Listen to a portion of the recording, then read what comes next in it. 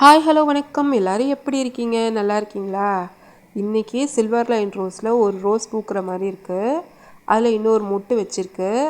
ஒரு மொட்டை ஒரு பூச்சி கடிச்சிருச்சு, இருந்தாலும் அதை கட் பண்ண எனக்கு மனசு வரல. சரி, அது அப்படியே இருக்கட்டும் அப்படின்னு விட்டுட்டேன். ஆரஞ்சு செடிக்கால் ஏற்கனவே பூத்த பூ கொஞ்சம் பெருசாக இருக்குது. இன்னும் 2 மொட்டு வச்சுருக்கு அந்த செடியில். இந்த ஆரஞ்சு செடிக்காய் இவ்வளோ நல்லா பெரிய பூ வைக்கும் அப்படின்னு நான் நினைக்கவே இல்லை. ஏற்கனவே ஒரு தடவை வளர்த்துருக்கேன், ஆனால் அது காஞ்சி போயிடுச்சு. இந்த தடவை பரவாயில்ல, நல்லா வளர்ந்துருக்கு. ரெட் பட்டன் ரோஸில் நிறைய மொட்டுக்கள் வச்சுருக்கு. ஆனால் அந்த செடி கொஞ்சம் ஸ்லோவாக வளருது. சொலாரி ரோஸில் ஏற்கனவே இந்த மொட்டு கொஞ்சம் நல்லா பெருசாக இருக்குது. பட்டன் பன்னீரில் நிறைய மொட்டுக்கள்லாம் வச்சுருக்கு. இனிமேல் தான் ஒவ்வொன்றா பூக்கும். ஆனால் பட்டன் பன்னீரில் எல்லா ரோஸ் செடியை விட அதிகமாக மொட்டு வச்சுருக்கு. இந்த அளவுக்கு மொட்டு வைக்கும் அப்படின்னு நான் எதிர்பார்க்கவே இல்லை.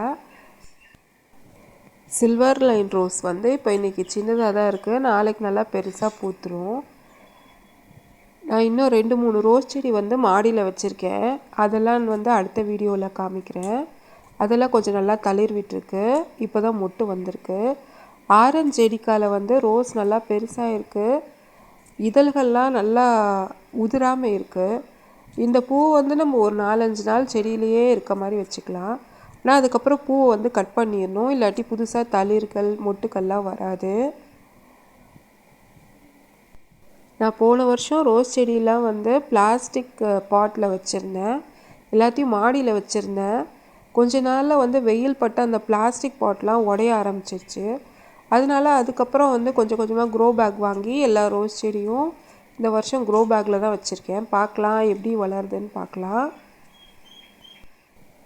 நீங்கள் மேக்ஸிமம் மாடியில் வச்சு செடியெலாம் வளர்க்குற மாதிரி இருந்தால் க்ரோ பேக்கில் வச்சுக்கோங்க. இல்லை கொஞ்சமாக வெயில் இல்லை நிழல் அப்படி வளர்க்குற மாதிரி இருந்துச்சுன்னா பிளாஸ்டிக் பாட்டில் கூட நீங்கள் வளர்க்கலாம்.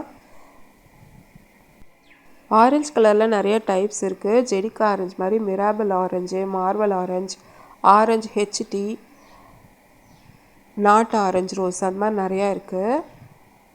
மறுபடியும் அடுத்த வீடியோவில் பார்க்கலாம். நன்றி.